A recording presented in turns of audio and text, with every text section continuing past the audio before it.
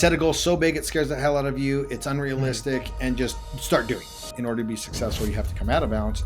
You have to have the intelligence and systems in place to quickly come back to balance. Everybody's journey is different, but where have you found the most benefit? We're not just setting small goals, we are setting the big goal. Provide value first in whatever you're doing. Go in it with the mindset of how much value can I create? A lot of people are comparing themselves to others, to success or levels of output, whether it be fitness or capabilities, when really they should be focusing on internally. Comparison's the thief of joy. And by doing so, you're robbing yourself the journey and the path to get where you're trying to get to. Are you looking for actionable insights from the world's most inspiring individuals? The Built by Love podcast is on a mission to transform your life, your business, and your health. Tune in for impactful conversations with people who do business differently. Avoid burnout, acquire freedom, and live life fully on your own terms. With me, Pete Daly-Dickson, alongside Daniel Bussius. James Lawrence, it's an absolute honor to have you on the Built by Love podcast. Now, before we get into your wide and broad list of accomplishments, we'd like to start with something that's the most personal or professionally challenging time in your life. Maybe something that you weren't even quite sure you were going to see through to the end. Can you open up your podcast episode with a story like that? Yeah, man. I this is kind of a moment that I haven't thought about in a long time, but I was the day before my wedding. I was doing a golf trip in Vegas with a buddy of mine, and that was our bachelor party golfing. And coming home towards my wedding and my future, and smoke a deer, and car rolls over 4 times in the ditch. End up laying there, just hanging upside down in the car going, oh my gosh, what just happened? I'm supposed to be getting married tomorrow. And a whole bunch of craziness happens after that. And then we make the wedding and life takes its normal course. But that's kind of a moment where you're like in midair, kind of counting in slow motion, the crunch, every time you hit the ground, not knowing if the next crunch is going to be the last sound that you hear. And then we made it through that, thankfully, and then got to have so many amazing experiences after that. And you didn't have to postpone the wedding or anything. You kind of got there, and did you have any scratches and no broken bones? Yeah, man, no broken bones. My best man, who was the guy there with me, I remember he was holding an LL Cool J CD. And once we landed, he was still, because he was about to switch it out, the music, the tunes, and he was still holding that. He was knocked out, but for some reason he was still holding it. When he came back to, it was still in his hand. But he did, in our wedding pictures, he has a huge bump on his forehead. So we think he hit his head on the outside. His window was blown out, and we either hit it in the corner of the window of the car frame or outside. And so in our wedding pictures, he's got this big red mark. Wow. Other than that, we walked away. It was incredible. Wow. And you had no injuries? None. Wow. That's incredible. Is that kind of where you got the, I'm on this planet for a short space of time and I could die at any time, so I'm just going to do whatever I can?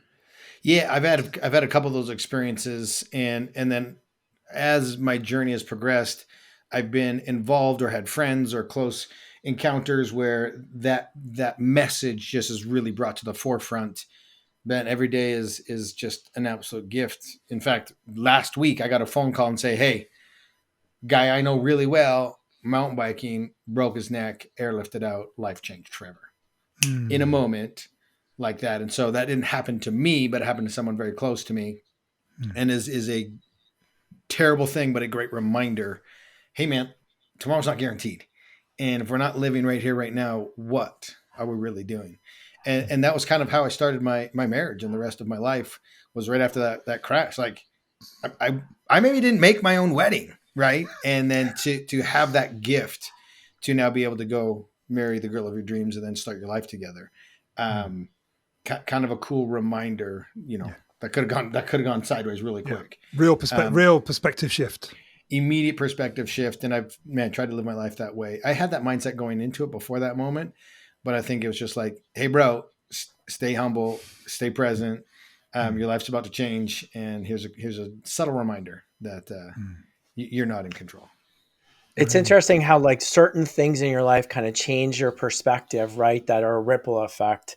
And the thing that's been resonating with me in 2025 as I've been working on my business was this word that keeps coming up. And it actually came when I was driving to church a couple of weeks ago. And it was what summarizes that we, at least I and my business wants to do on this planet, it's do the most good. And maybe I'm borrowing that from someone else that came up with it, but that was the thing, is do the most good, like live in the present. So I love the fact that you said that, James. That's amazing. I think at this time in life and all of our journeys, we're borrowing something from somebody else. It's been said, we're just repackaging it. And my reframe to that is, it's not getting to the mountaintop, it's how many people are you bringing to the mountaintop with you. I love it. The same sense of like, how much good can I do? In fact, I had this really cool experience the other day. I'm mentoring this female getting into the speaking space, and she's had an incredible journey. She's becoming part of our team. And one of her hesitations was she doesn't want to do it in the pursuit of money. And we kind of had to have this real moment with her in terms of like, listen, you can't fill up somebody's gas tank that is struggling if you don't have the capacity to do it. You can't buy somebody's meal if you don't have the capacity to do it. You can't bring someone in and give them shelter if you don't have the capacity to do it. And it's money.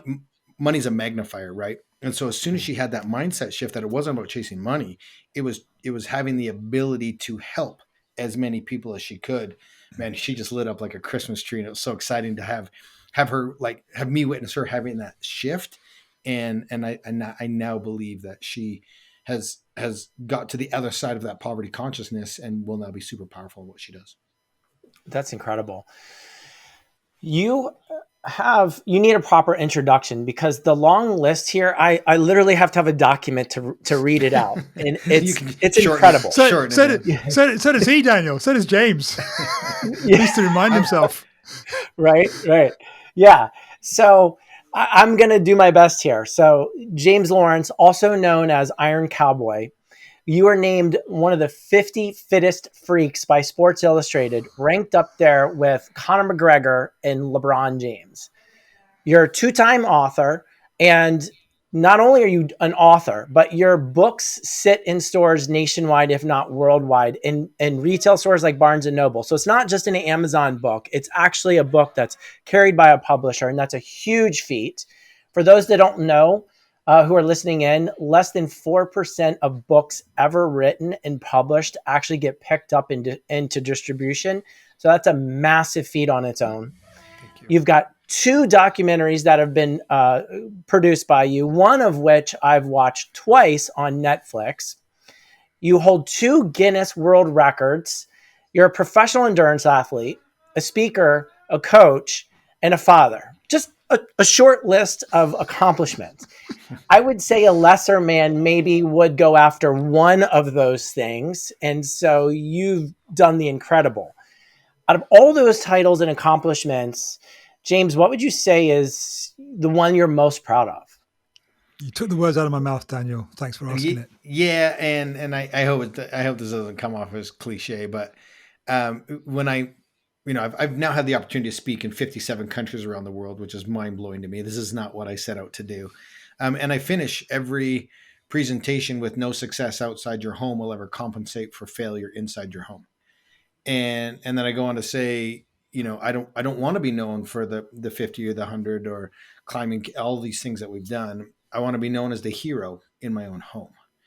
And I'm kind of in that really weird place in my life where I married off 2 of my daughters last year, and I had another daughter leave recently who's going to serve her church mission in Toronto, Canada, for the next 18 months. We just found out that we're going to be grandparents July of 2025. Congratulations. So a lot of amazing things are happening, and it's kind of to my point is like, none of the accolades that we just talked about, none of the accomplishments, none of it would matter if I didn't have a relationship with my family, my wife, my kids, creating those memories.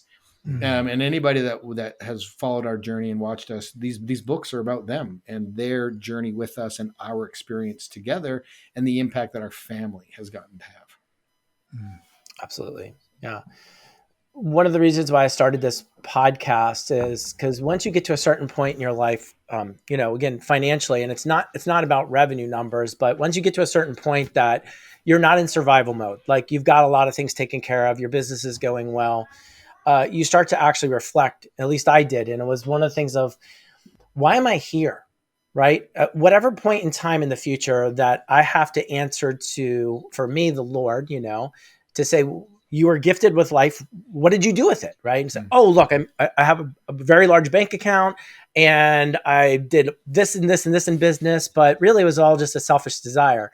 That was one of the things. And so what you spoke to, and the reason why the Built by Love podcast exists, is because those who actually do want to make an impact in the world, they want to do the most good. They struggle with, they've got to build their business. They have to invest in that venture, right? And also they have to invest in the personal relationships, their family, and their health. And I think you're the icon of that, where you're at the highest level of all of these things. And so hopefully we'll be able to gain some wisdom from you throughout the next hour on this podcast. Yeah. Thank you, man. Yeah. You mentioned earlier, James, that all the accomplishments that you talked about, you didn't set out to get those. What did you set out to do? Yeah, it's interesting because the younger James. Yeah, I get contacted all the time now, and people are like, I want to be an author, I want to be a speaker, I want to be an influencer, I want to do all these things, and I'm like, there's the problem. You're seeking the wrong thing for validation, and I tell these individuals all the time, I'm like, look, you have no idea if the physical and mental challenge that you're about to embark on will ever turn into anything. It's not up to us, and whether people gravitate to it or like, it comes down to personality and storytelling and all of these different, things that create what it is. And I say, you have to be doing this because you love to do it, with no expectations. You have to do it to serve. You have to do it to raise charity money. You have to do it flat out because you love it. And that's really where our journey started. It started with a passion, with triathlon and endurance and community and pushing boundaries and finding me against me and me against, it was my wife, Sunny, and me against my friends and my homies, and just out there racing, having a blast. And one thing just led to another. There was never a business plan, a model to follow. We were literally in the moment every single day, just like having an amazing time. Right. And over time, it was slowly warped into this. And it's turned into 100 different things now. Like you said, like books and documentaries and coaching and teaching and membership areas and all these things that we get to do now. But that was never the plan. And I think the sooner individuals can let go of control, the more liberating and fun and successful they will be at it, because we were never in control. Mm-hmm. And it's interesting now, looking back on my journey, I can see these moments where I was like, why am I dealing with this? Why is this the issue? Why is this the problem? I can't see it right now. And that's the truth for a lot of things, is you'll never see it in the moment for what it really is. Mm-hmm. And this book, our new book, Iron Hope, it's filled with those stories of individuals along the way that our team's willingness to suffer gave them courage in the things that they were dealing with, whether it was abuse or addiction or illness or whatever it was that they didn't ask for. And it's giving them that hope. And now looking back on it, I'm like, I can see the whole purpose and reason why we were doing it. We were just following, showing up every single day, just saying, hey, just put us in the places we need to be, help us say the things we need to say, help us meet the people we need to meet, and just showed up in that capacity. And it has completely changed the way we show up, and it's changed the outcome, because we didn't have that agenda. So sense. Much wisdom in that. Thank you. Yeah. And so you got started just because of the passion of just doing triathlons. And I think when I was doing a little bit of research before you came on today, I think the average professional triathlete, you can correct me if I'm wrong on this, the average one does between 7 to 12 triathlon races a year. And you were doing 38 a year. So, I mean, can you just talk to me about that for a second? Because I'm sitting over here and I'm thinking like, okay, well, you get to a point of training where you're like, okay, I can just start to run them. But 38 a year, I mean, that's like actually technically over 3 a month. Are you ready to take your business to the next level, but continue to be held back by marketing that fails to bring in new customers? It's time to stop settling for lackluster results, wasting your time and money, and focus on a proven formula for business growth. At Built by Love, we're more than a marketing agency. We're your growth partner. As a multiple-time award-winning agency, we specialize in creating marketing strategies that aren't just effective, they're transformative. Here's what we do. 1. Grow your revenue. Our proven systems drive meaningful, measurable results. 2. Elevate your brand. Our strategies will help you stand out and connect with your audience on a deeper level. 3. We save you time and money. Our award-winning team will handle your advertising and marketing with precision and expertise so you can focus on what you do best. Don't just take our word for it. Experience the difference for yourself. Book your free consultation today at builtbylove.com. So were you traveling around to different states, or is Utah, do they have that many in Utah that you were just doing? Yeah, so I do want to clarify. I have never been a professional triathlete in terms where got my pro card, racing at the professional ranks, things like that. Okay. I had a career on the side of it. I was a weekend warrior, man, and I loved it. And I got to the point where I was good enough to win local races and make a name for myself and really chase just age group classifications. And yeah, Utah's a mecca, man. And when I first started racing, there was races every single weekend. And we loved it. We loved the community. My wife and I would go to that race and do it and then look towards the next race and do that. And we just got to travel all over. And then eventually it took me global. I've raced in close to probably over 20 countries now, which is wild to me. And we've done events in every state. And but yeah, we're weekend warriors, man. We do it because we love it. I don't want to get in yet. And I do want to start to ask about the 50-50-50 and other things. But first, you've raced all over the world. Yeah. What's like your favorite place, favorite country or destination or city or whatever that you've raced in? Yeah. It's crazy. I just racing so many, and they're all special for different reasons, right? Like I love the time that you and I spent racing in Fiji. It was so cool to get into the back jungles, and the further you got, the more happy and appreciative the people were. That was an amazing experience to have. And we can talk about that later too. I love racing in Europe. The energy is just a little bit different over there.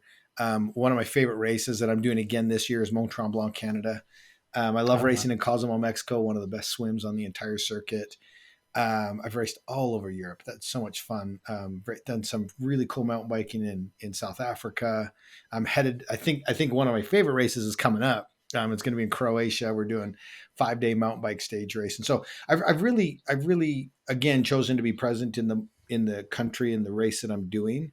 And they all hold a very special place in my heart because different cultures, different people, different experience. Every race is different. And so it's really hard to isolate a favorite one because they're all part of the journey. I started looking at it. Yeah. By the way, there's no sponsorship or anything here. So I'm going to plug something that they don't even know who I am, but I've been looking at for like the last 6 months or so, Rat Race. I don't know if you've heard of them before. So it's basically they create races. They're not sanctioned or anything, but they're kind of like miniature world's toughest races. Oh, cool.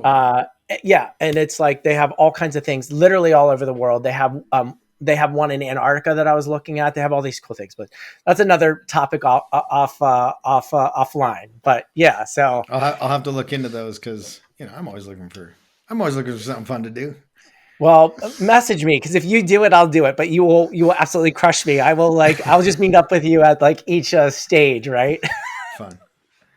Yeah. So Peter. Daniel mentioned 50-50-50 as obviously you're well known for that. I hadn't known about the hundreds until I'd done a bit of research before this call. You've probably done more interviews about, and I've been asked more questions about 50, 50, 50 and 100 than I probably had hot dinners. So I don't want to recap and regurgitate questions and stuff which you've already shared before.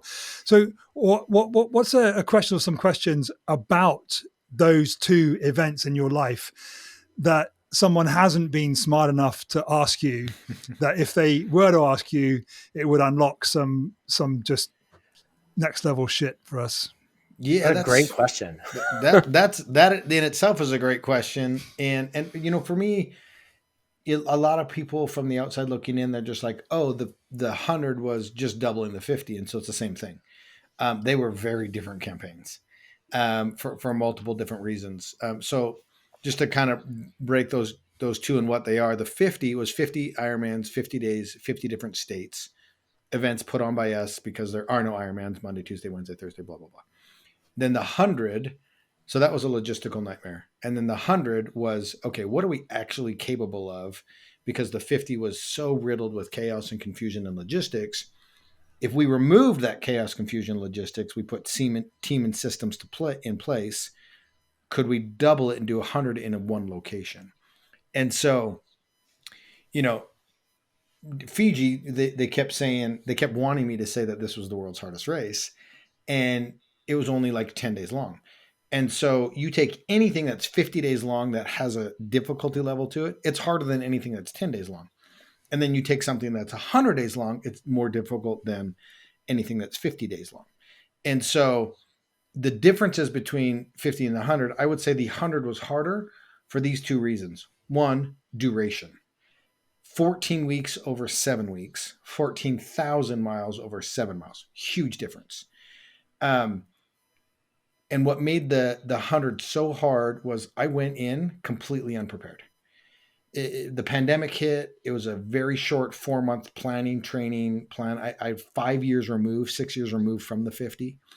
And so I was out of shape, arguably, because I was relying on my past experience, and I was like, oh, I got stronger throughout the 50. I'll use the first 50 days as training, and then we'll parlay that. That'll be the training camp for the back half of the 100. Well, I got injured on day 5, and it was a nightmare, and so many things happened. So the 100 was duration and suffering. And there's two types of suffering. Hopefully you can resonate with this. Suffering because you're pushing a boundary based off of preparation, or suffering because you're unprepared and you're literally suffering. And so I was doing the latter, which is not fun, because you can suffer and still have a good time because you're pushing boundaries of performance. The 50 I was ready for.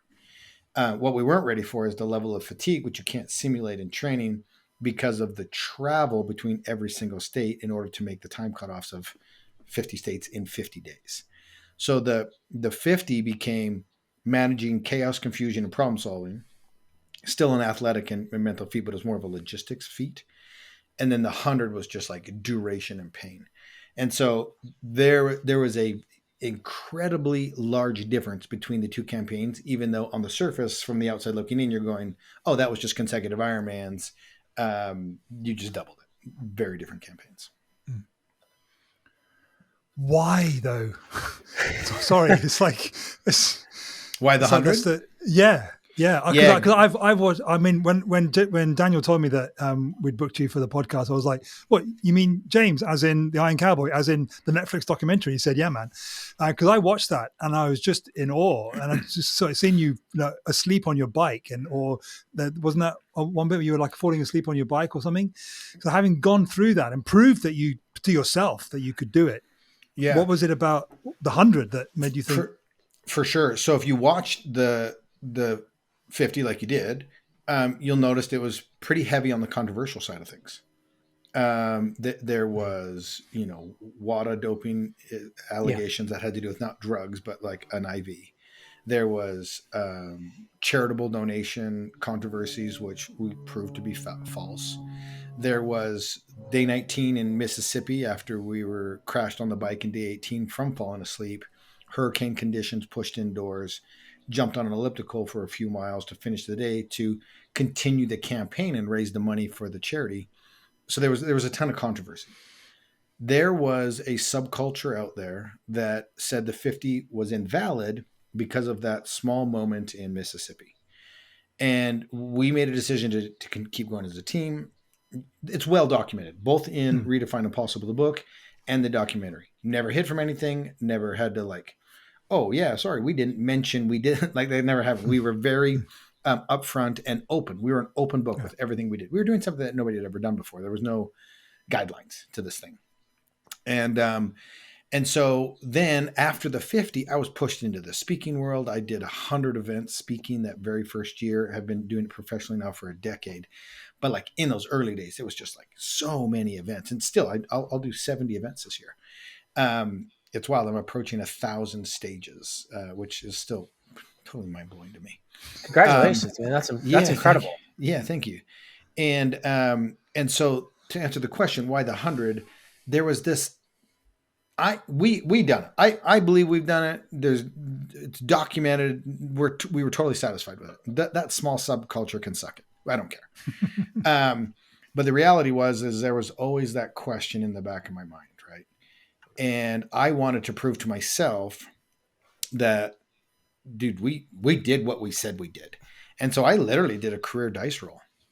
Not only did I say I'm going to do 50 again, but I'm going to double it and do 100, just to prove that my team and myself are who we said we were. And because originally the concept of the 50 was, how many consecutive can we do? Mind, body, spirit. At the time, the most anybody had done was 5. And so that's a massive, big leap of faith to go from 5 to 50. And so it was to find out how many we could do. But because of the logistics and the enormity of it in the United States and the travel and the fatigue, that became the forefront of our limiters, right? And then the crash on day 18 and all this controversy that happened. The pandemic hits, calendars wiped clean. I said, this is it. This is my opportunity.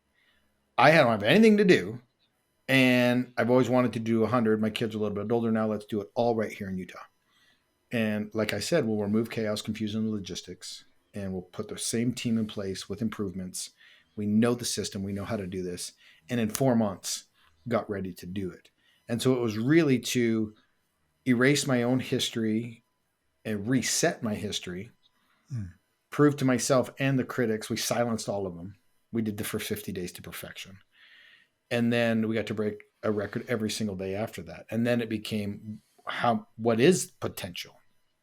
And so to go from 5 to 50 was a massive leap of faith. And then to go from 50 to doubling it to 100 was again another massive leap of faith that nobody was willing to take. And then, of course, we do it for a greater cause. We raised money for charity. We raised for the 100. We raised over $1 million to free humans that are being sex trafficked. So wow. I couldn't think of a better cause or reason to suffer. I knew my suffering would end in 100 days, but these individuals have no idea when their suffering is going to end. And so, as much as we could do to bring awareness to that cause, I mean, that was a huge driving force to it. Absolutely. Thank you for your contributions. I mean, that, excuse me. Thank you for your contributions. That's incredible. I know you've run events and you've done things for charities like fighting obesity, for health and education, and quality food for kids. And I'm kind of link the two together in regards to your training and your regimen. Is food and supplements? I know those are two separate things, but are those an important thing for an athlete like you, and then just a regular individual, whether it's an entrepreneur, a mom, a kid, or anything? Because obviously you've done the impossible. So you must know from the top nutritionist, from your own body, pushing yourself to those extremes. I mean, How much of those two things play a factor? Yeah, they're both massive. And I'm less of a supplement guy. My wife, huge on the supplement side. She loves it.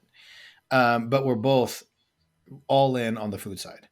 What you eat matters. How much you eat of it matters.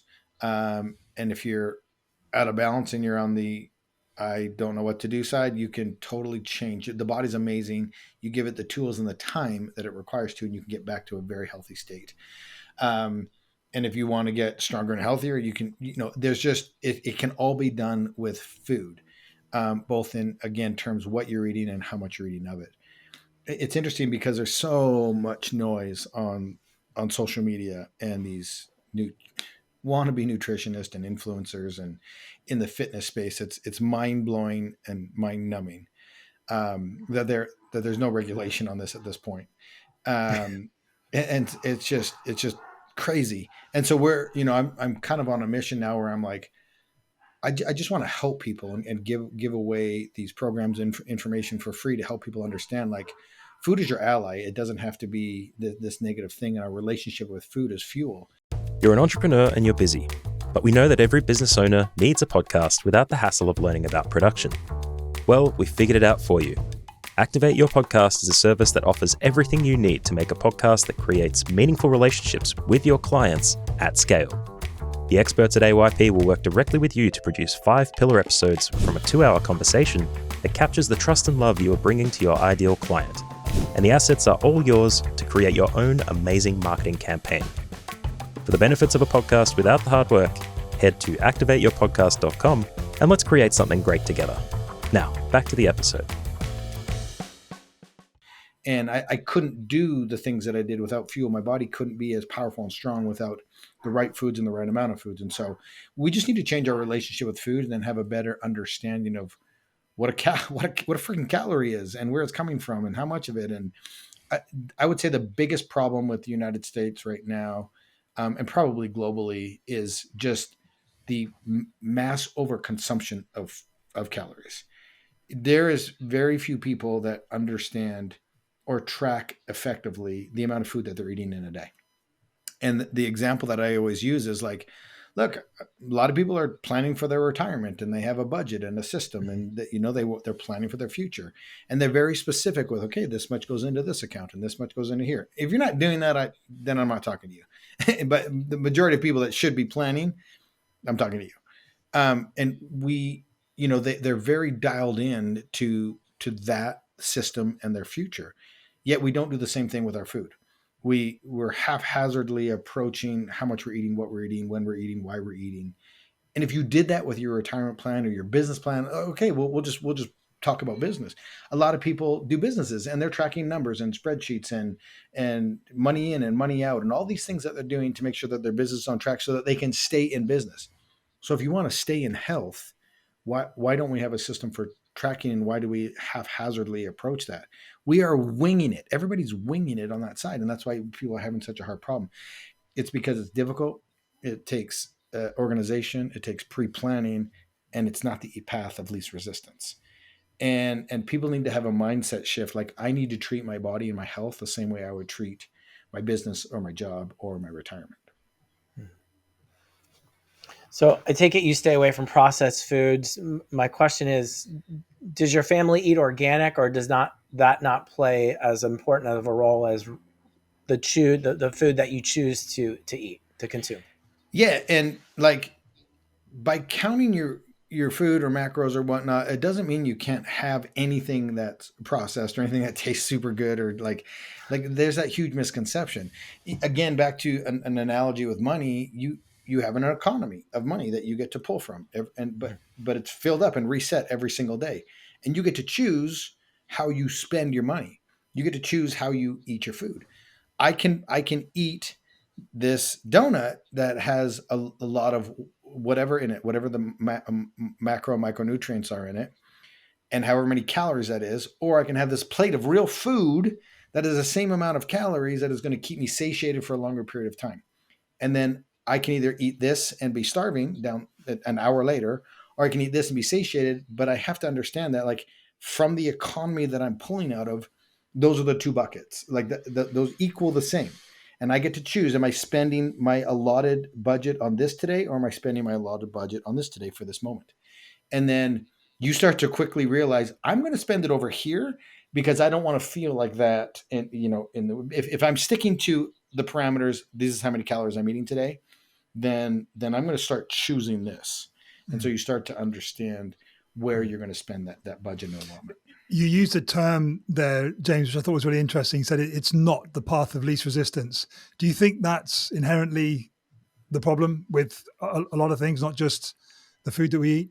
People Yeah, are looking for 100%. the path of least resistance. 100%. I've got 5 kids, and I've got like 10 people over here all the time that are friends and whatnot. And all of a sudden my doorbell will ring and a guy's delivering fast food. And they're like, oh yeah, Johnny ordered it from Chick-fil-A. And it's ease. He didn't have to get up.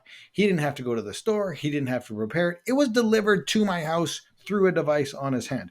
And so the ease of getting food now is that path of least resistance that I'm talking about. He didn't have to think about it. He didn't have to prepare it. He didn't have to pre-plan. There's no system in place.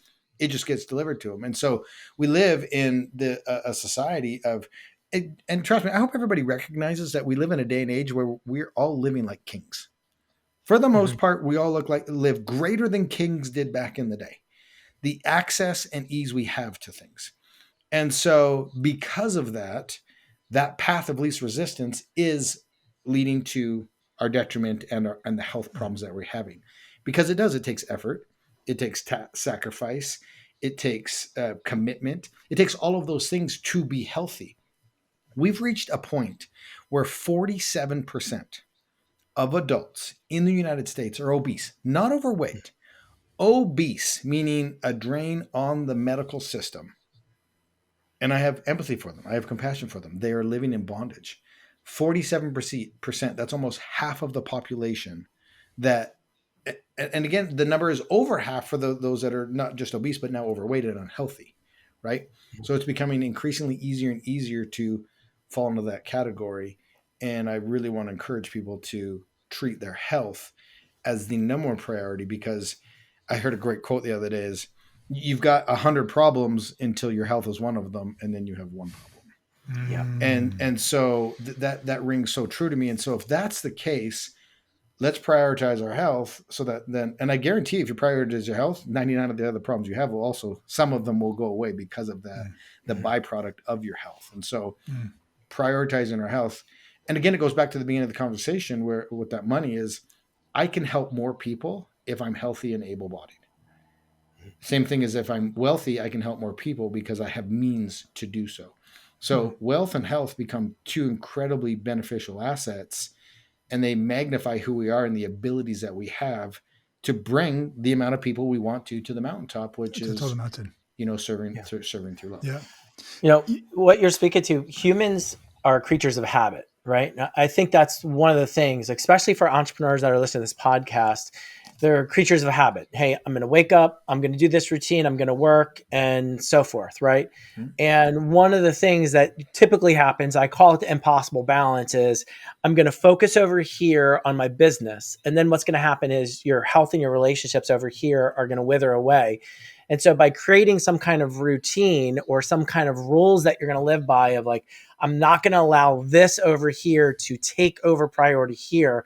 I'm going to maintain as much as possible that balance, or making sure that there's time for these other things, whether it's health or relationships or so forth.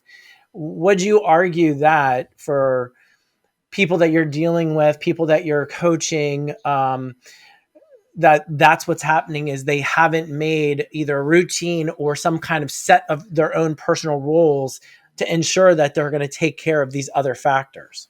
Yeah, 100%. So there's no such thing as balance, one. Two, you have to, we'll just call it 3 different buckets in your life. We'll call it family, self, and business.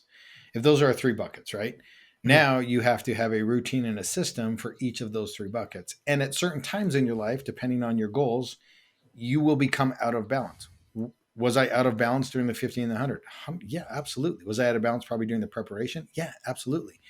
Do I do self-analysis as frequently as possible to make sure I come into balance? Yes, through those systems, you can analyze and see where you become out of balance. But in order to be successful, you're going to come out of balance. And let's say you've got a certain amount of water. And at times there's going to be, this bucket's going to be half full, this bucket's going to be a quarter, and this bucket's going to be a quarter. And then sometimes this one's going to be half full, this one's going to be a quarter, this one's going to be a quarter, right? And so you're just moving the water that you have, energy, to the different parts of the bucket, trying to stay in balance as often as you, or as much as you can. Balance is stupid. It's never going to happen. In order to be successful, you have to come out of balance, but you have to have the intelligence and systems in place to quickly come back to balance. I always say this too. I've got 4 daughters. They don't want an equal amount of my time. They're teenage girls and young women now. But when I'm with them, they want 100% of my time. And so there's the other thing too, is like be present and focus in the bucket that you're working on so that you can be effective to bring balance back in with the other buckets. Does that make sense at all? Yeah, it absolutely does. Yeah. But there's so much of what you've talked about and shared, James, in this conversation that we haven't used the word specifically, but what we have right at the very beginning, mindset. And you, because right at the very beginning of the conversation, when you shared with us a story about that accident the day before your wedding, you said you had that mindset even before that happened. So where did this mindset come from? My mindset to do hard things? Yeah. If you had that even before that accident, which kind of really shifted your perspective that, I'm only on this planet for a short amount of time. Yeah. Yeah. I think in terms of like grit, toughness, and resilience, I mean, I grew up in Canada where the winters are brutal, and I was throwing paper out at 3:30 in the morning. And as a, 14, 15, 16-year-old young man, I'm out there pushing a cart through snow and delivering these papers. And then I found myself in sports and wrestling, and then I gravitated to wrestling only. And, when you're out there on the mat, it becomes you against you. You against one individual. There's nowhere to run, nowhere to hide. And if you win or lose, it's your fault. And then if you lose, you can either be a victim or you can figure out how to get better so that doesn't happen again. And so I think through a lot of the things that I grew up in, the environments that I grew up in, the opportunities that I have, it started to develop that mental toughness. And especially with wrestling, like you have to be right there in that moment. If you go anywhere else in a wrestling match, like wrestling is so incredible because it's like a game of chess where I'm going to do a move knowing you're going to counter it. And then I have to know what my counter is to your counter. I have to be 3 moves ahead. And that takes fluidity. Wow. And that takes like a hyper flow state in order to do it. Because I know at the level that we're at, like, yeah, I'm shooting a single leg on the right side. I know you know how to defend a single leg, but I'm doing that to set you up to do the next 2 or 3 moves in a sequence, which is called a scramble, right? And you have to be able to be in the moment to be able to do that sequence effectively and be 2 or 3 moves ahead of them. And hopefully your skill set and the amount of preparation you put into it, because he's also doing the same thing. He's anticipating, okay, you're going to shoot on my left side. I'm going to sprawl, which is going to set up my move, right? And so now it's who's the most prepared and who has enough vision 4 or 5 moves down the road in order to win that ultimate scramble. Again, so much wisdom. Are you using that now in your business? I know in the beginning where you're like, I'm just doing triathlons. I'm doing these things because we love them. And then it evolved and all of this, fame, opportunities came to you. Now that you're in this place where you're writing books, you've got courses, you're coaching, you're speaking, you've got all of these different avenues to your business and what you give in the world. Are you using the strategies you've learned from wrestling in your business to drive yourself forward? Yeah. So my 3 favorite sports are that I do and have done at a high level is triathlon, golf, and wrestling. And between those 3, man, I can apply any lessons from those 3 sports into my family, how I parent, how I'm a spouse, and into my business. You've got to be hyper focused. You've got to do the small reps that nobody else is willing to do that stacks into your greatness. You have to be hyper focused. You have to be able to time block your time. You have to be able to manage distractions. Like all of those things from golf, wrestling, and triathlon endurance goes into business, man. Entrepreneurship is the ultimate endurance sport on the planet. And then it, just like wrestling, it just throws in moves and counters and all these things.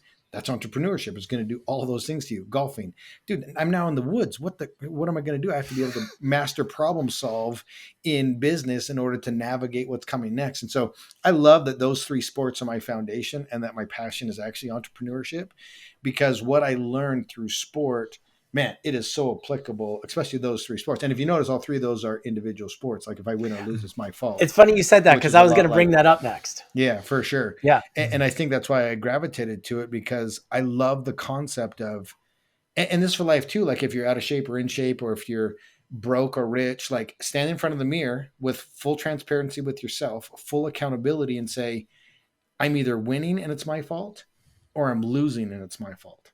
And if I'm winning, how do I refine it and bring more people with me? And if I'm losing, how do I turn that around? How do I fix that? But you have to be able to have that accountability of wherever I am in my life right now, it's my fault. And now I get to choose how I navigate through it, because truly it's not what's happening to me. It's how I react and navigate and negotiate it. Mm-hmm.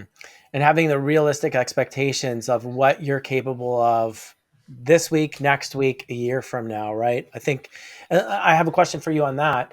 Do you find a lot of people are comparing themselves to others, to success or levels of, output, whether it be fitness or capabilities, when really they should be focusing on internally? Hey there, entrepreneurs and business owners.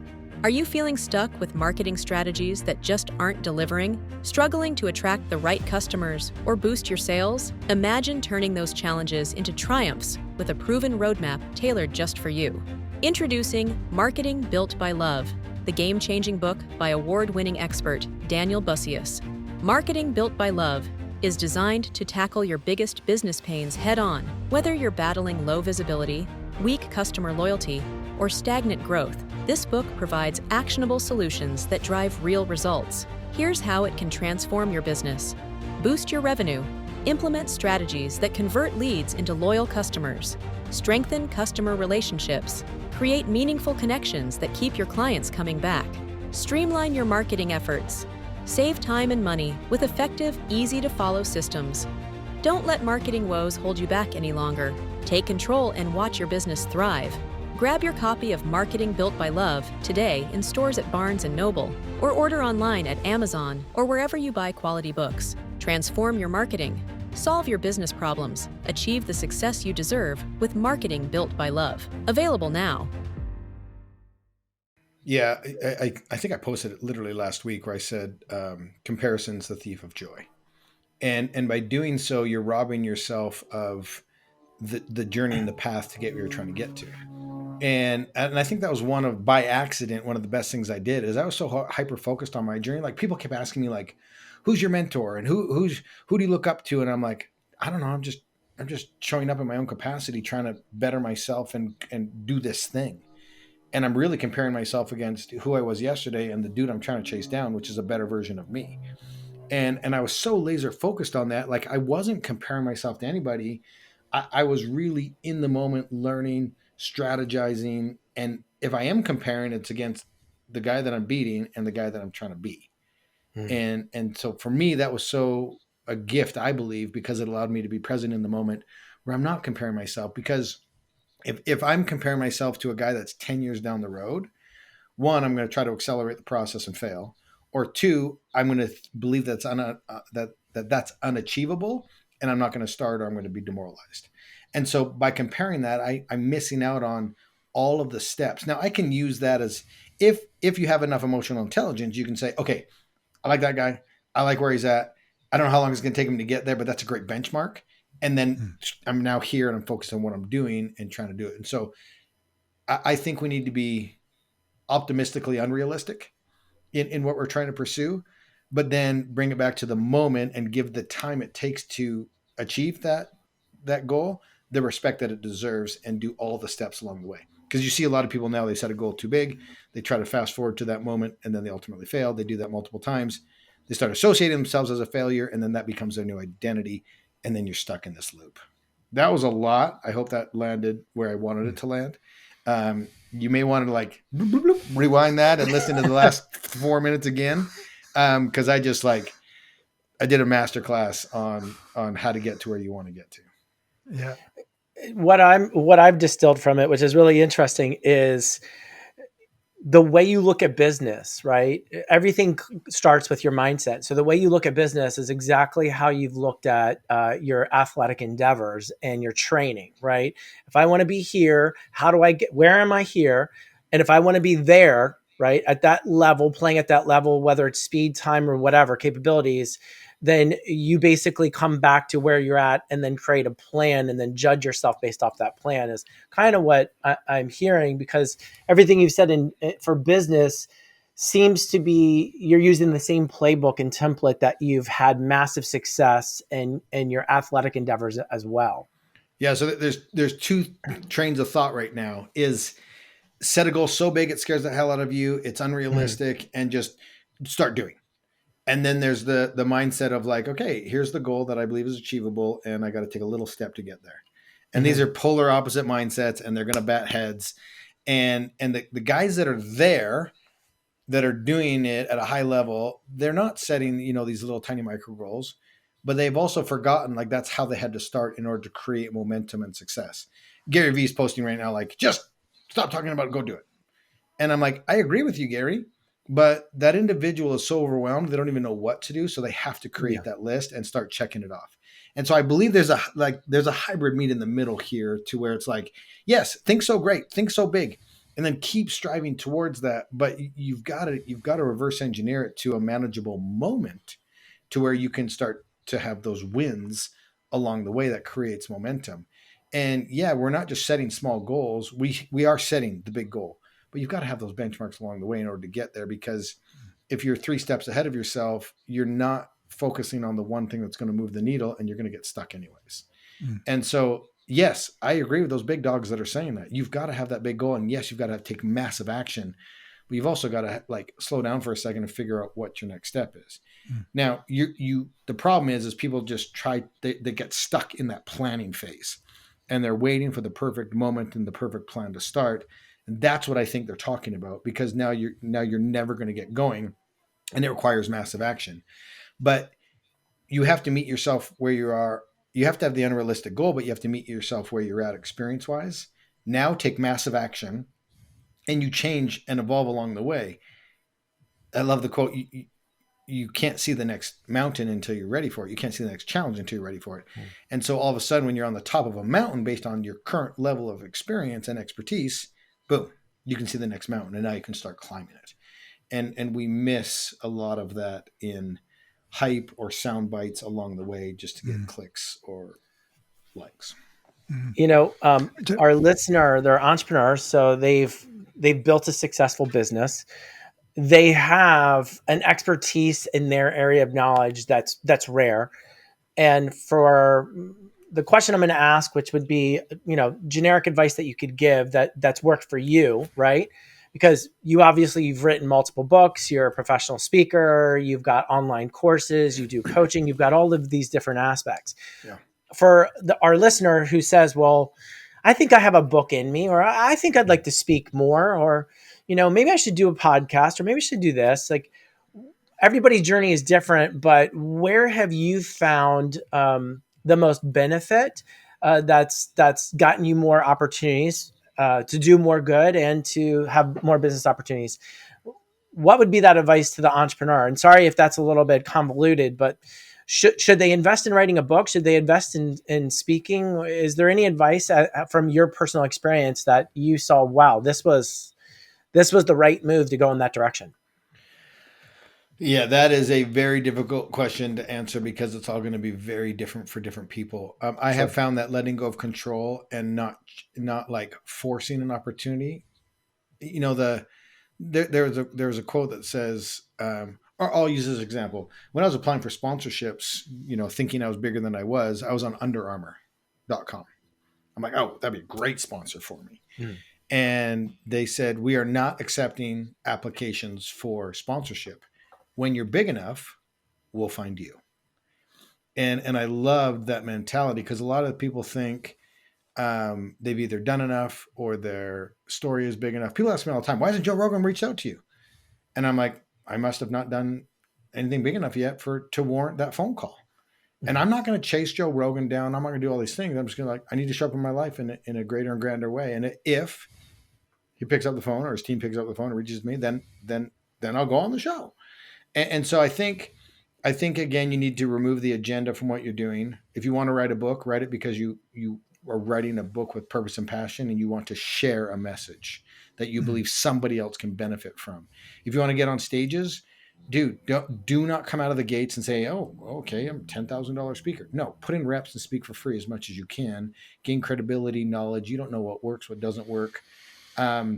It's just provide value. Provide value first in whatever you're doing, book writing, podcast, whatever. Go in it with the mindset of how much value can I create? Alex Hormozi is big on this. Like, if you're giving away something for free, make it so incredibly beneficial that they go, if this is for free, what am I going to be paying for? Right. And so I think if you showed up in whatever you're doing, how much value can I create? Writing, podcasting, speaking, whatever. Then you're going to find that you'll start to really resonate because you're speaking from passion and purpose instead of, all right, I want to be a podcaster because I could get ad revenue, or I want to write a book because I might get a book deal, or I want to be a speaker because it equals X amount of dollars. Like, they're all massively competitive, very hard industries. All of them are very competitive. And I joke all the time. I'm like, people see me on stage now and they're like, oh man, that's amazing. I want to do that. And I'm like, great, do 100 events in 1 year for free on your own dime. Yeah. And like, I'm getting on stages now, a decade into it, approaching 1,000 stages that I thought I should have been on 5 years ago, but I wasn't humble enough to recognize it. And so the advice to anybody is like, ratchet up your humility and go into it with how much value can I provide? And then wait for the opportunities to come to you. I'm not saying sit down and not do work. I'm saying show up and work your ass off and separate yourself from the rest. And when you're good enough, they will find you, meaning the opportunities. I love that Amazing. advice. I love that advice. And you're saying is invest in yourself. 100%.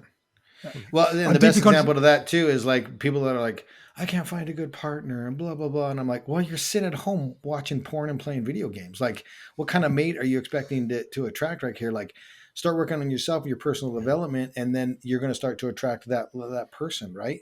And that's why a lot of relationships go opposite directions too, because one person's doubling down on personal development and the other one's staying stagnant, and then all of a sudden we get that separation. Well, like attracts like, man. So like, again, back to standing in the mirror and the accountability. Who are you right now? And we got to like, you may think you're a 10, but you're probably a 6 and you're trying to get a 12. So like, if you're a 6, you're going to get a 6. And so you want an 8, you got to be an 8. Deeply conscious of the time, I do want to ask this question, James. The title of this podcast is Built by Love. What does that word love mean to you in the context of all of the things that we've talked about, James, with your athletic endeavors and your business and obviously family? That's I'll do it from the family side of aspect. Love is having patience and listening. With 4 daughters and 5 kids, I have 5 different parenting styles, and then a spouse in there. And I've just learned through watching my wife's brilliance with our children is she asks a lot of questions, and she's not first to speak, and she will listen. And to me, I think that's the foundation of love and also service. I love that. She serves relentlessly, and our entire family has a foundation of love and respect. That's and incredible. so applicable to take it from there, from that family nucleus. Everything you've just said there about love applies to everything else that we've spoken about. Yeah, absolutely. That's knowledge right there.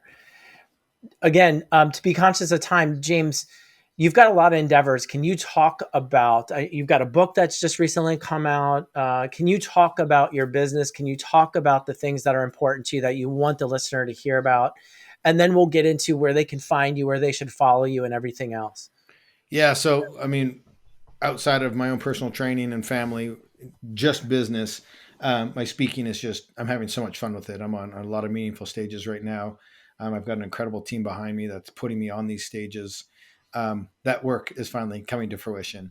And like I said, we just launched our book, Iron Hope, which Barnes and Nobles and Target and airports. It's just incredibly humbling to walk through LAX and see your book beside a president. And it's just kind of a surreal moment. And then to have your documentaries on Netflix and Amazon Prime and places like that is just very, very cool. And so my main focus now is those stages and helping people win the conversation. Everybody asks me what's next. And what's next for me is helping people achieve their next, and win the conversations they're having with themselves. And so we're in the process and we've been working on it for years, but we believe it's finally going to come out probably September of 2025, an entire mindset course membership area to where it's a community of people learning these skill sets and how to show up in their own life's capacity, both in family and business and sport. Because just finding whatever their passion is and doing it at a level they're comfortable with. But at the end of the day, it's about hope, which is what the new book is about.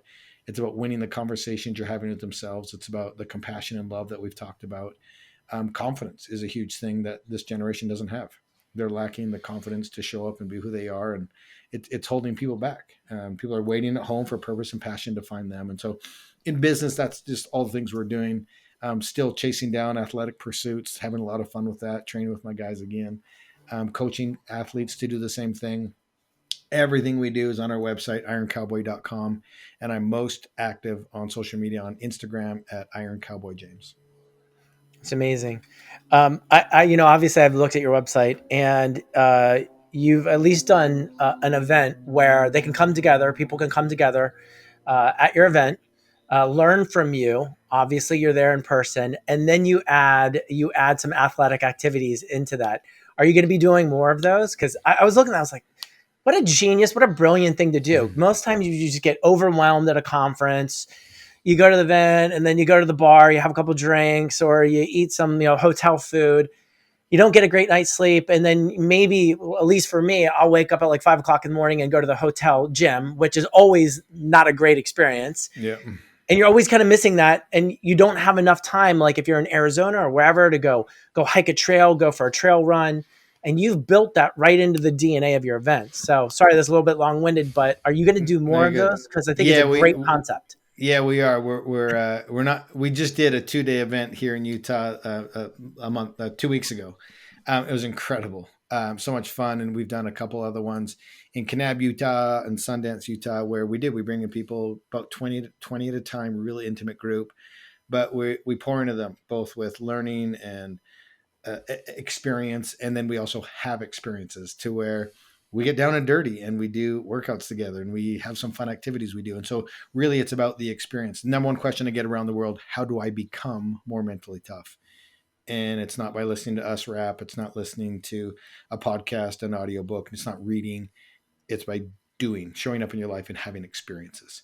And that's why we created the Iron Grit experience, because it's changing people's ability to show up for themselves and seek that change. Incredible. And they can find more information on ironcowboy.com, correct? Correct.